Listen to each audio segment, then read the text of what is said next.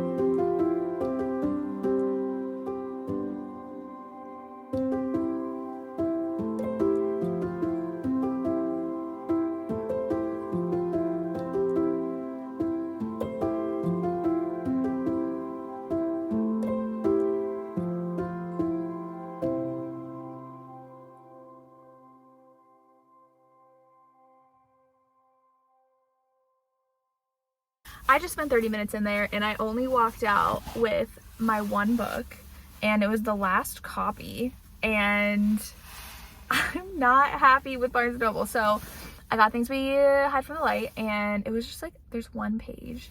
It's like a little crinkled right here, but I was like, this is the last book. Also, both booksellers, male booksellers, talked to me about this book. One was like, oh, you got the new Lucy score, and I was like, yeah. And he's like, well, have you read this series with like the final, I was like, yes, the final offer, the Dreamland Billionaire series. Yes, I've read it. I love that third book. Yes, I know.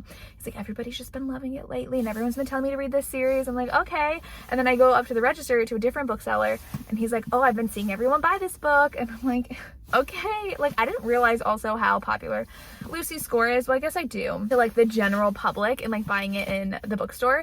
But they had no new historical romance releases at all.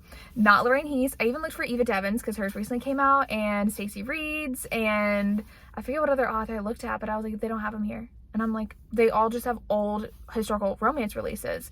So I asked, I was like, do you guys just not get historical mass market? And I know Target's no longer carrying mass market. So I was like, please don't do that, Barnes & Noble.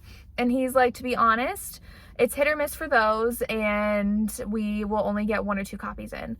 So if they even get it in. And he's like, because there's not much of a demand for mass market. And I'm like, so sad, because the entire historical romance genre is based on mass markets.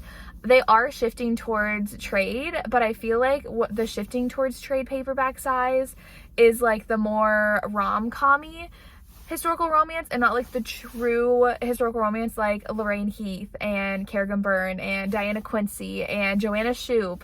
And it just makes me sad that bookstores aren't even going to carry their books, and that people don't want to read mass markets. So now I feel like I have to go to Amazon to buy these books. Unless I go to, I don't want to go all the way to the other Barnes & Noble that I know sometimes more than likely carries the books. But, because at that Barnes & Noble, I've seen them put them out early. But I don't know. I'm just sad. I'm sad. Maybe I need to go find a indie bookstore to order these from, because I don't want to support Amazon.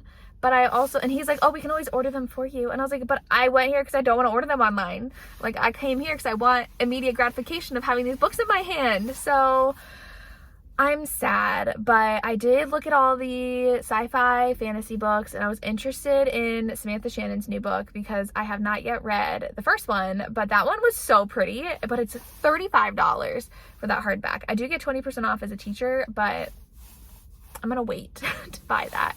So that was my shopping. I hope you enjoyed coming and my little rant about mass markets, but they had a lot of good romances there. I saw Macaulay, I saw Laura Thalassa, and lots of indies, which is exciting, but justice for my historical romances, please.